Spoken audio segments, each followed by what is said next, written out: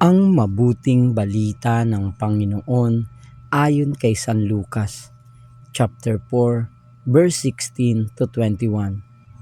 Noong panahong iyon, umuwi si Jesus sa Nazaret na kanyang nilakhan.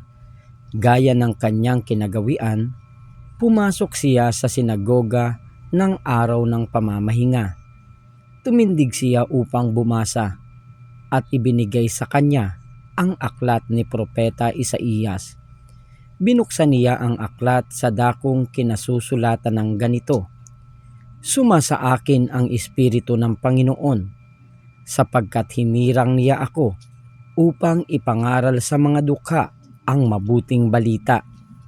Sinugo niya ako upang ipahayag sa mga bihag na sila'y lalaya, at sa mga bulag na sila'y makakikita, upang bigyang kaluwagan ang mga sinisiil, at ipahayag ang pagliligtas na gagawin ng Panginoon."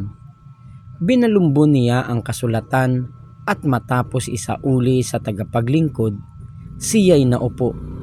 Nakatitig sa kanya ang lahat ng nasa sinagoga at sinabi niya sa kanila, "Natupad ngayon ang bahaging ito ng kasulatan samantalang nakikinig kayo."